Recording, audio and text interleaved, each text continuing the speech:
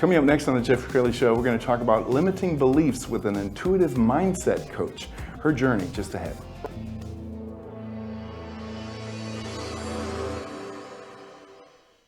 Many are predicting that the worst is yet to come, which is unfortunate, said one person here.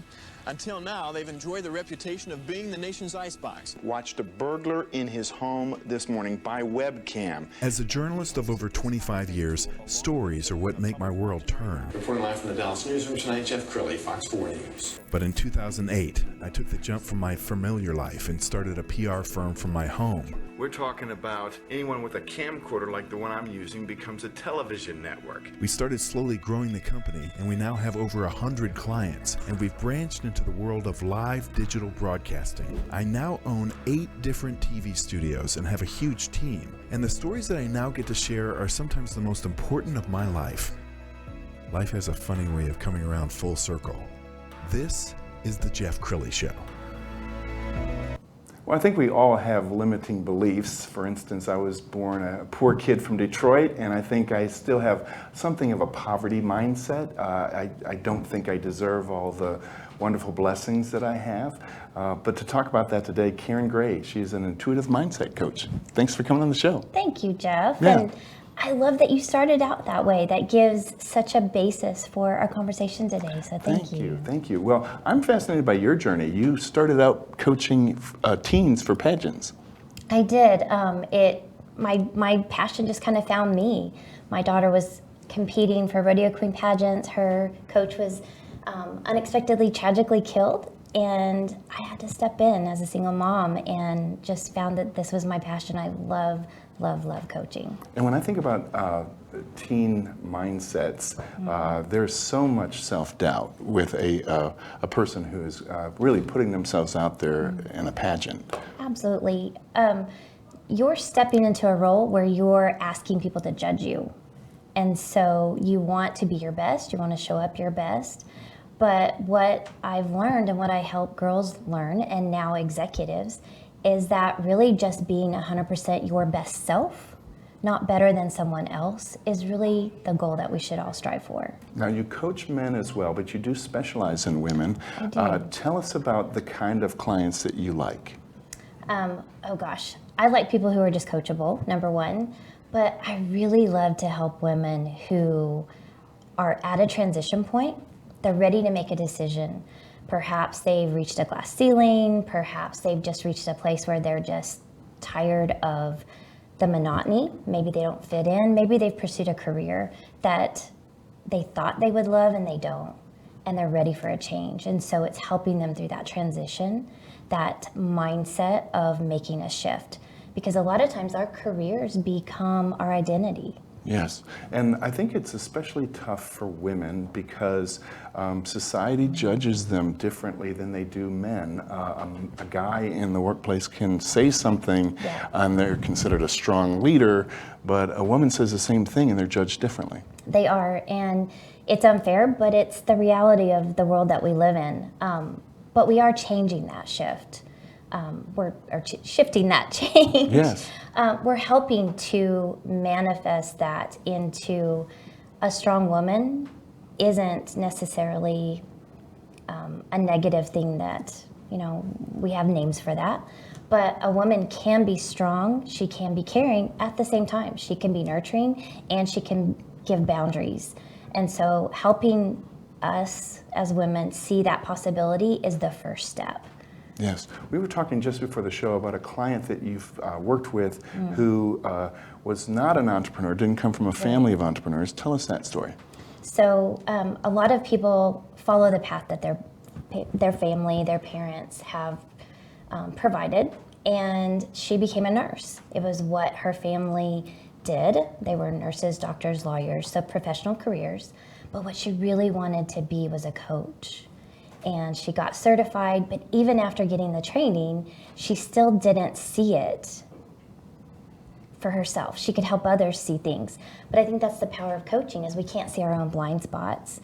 So having a coach helped her to see that just because this was the path that her family followed, she could take steps outside of it, because that truly was what she was called to do.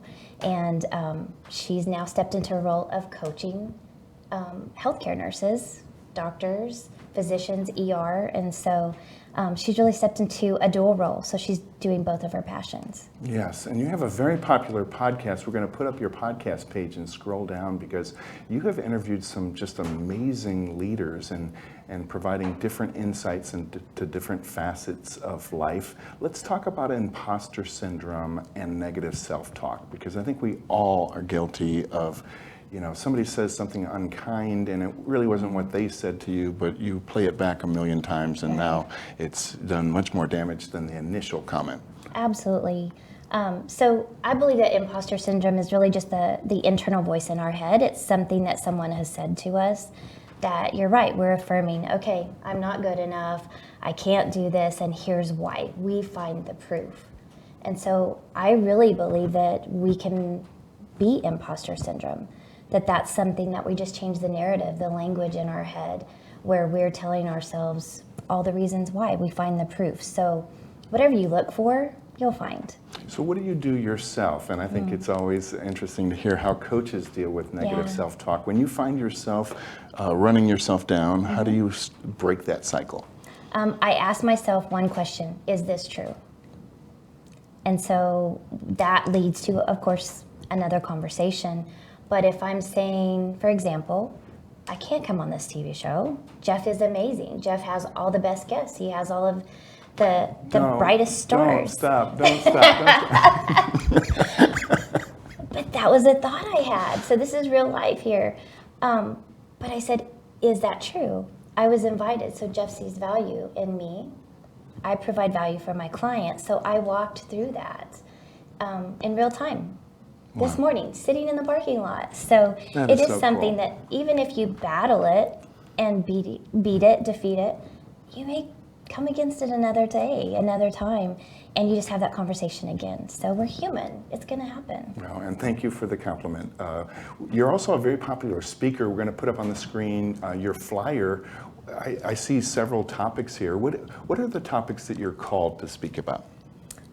Really, the internal conversations that women have are the conversations that I want to address. Sometimes they're not the most popular, and sometimes they really just are the most transformational.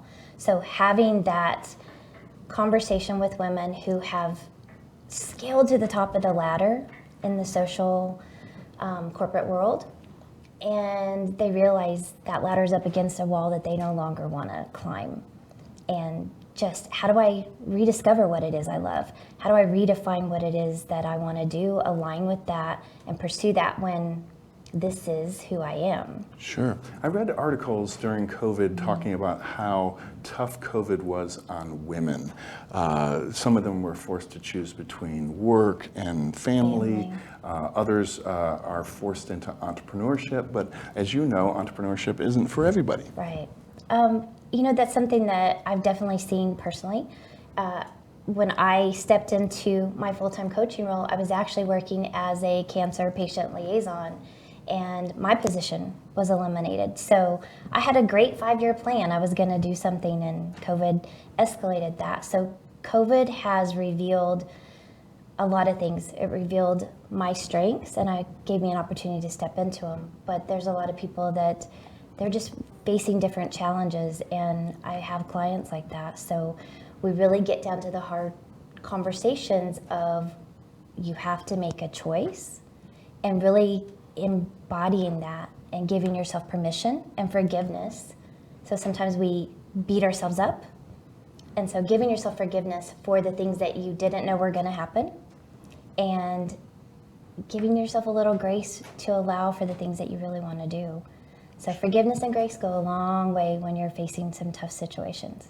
So as we wind down this segment, I want you to look into the viewer's eyes and tell them, how do they know when it's time to bring in somebody like you? I mean, how would you know? I think the biggest thing that I have seen is when you are at a place where you need a confidant, someone that you can truly talk to. Especially in an executive position, there's oftentimes it's not safe to talk to someone because you can't be weak. So if you need someone to help you hear the voices that are really going on in your conversations, then that's when it's time to bring on some help to help you perform at your best, to be your best, and to see yourself in the best light. Wow, you have been an amazing guest. We're going to end with your website, which is CoachKarenGray.com. Thanks for coming on the show. I appreciate it, Jeff. Thank you. That's it for now. We'll see you next time.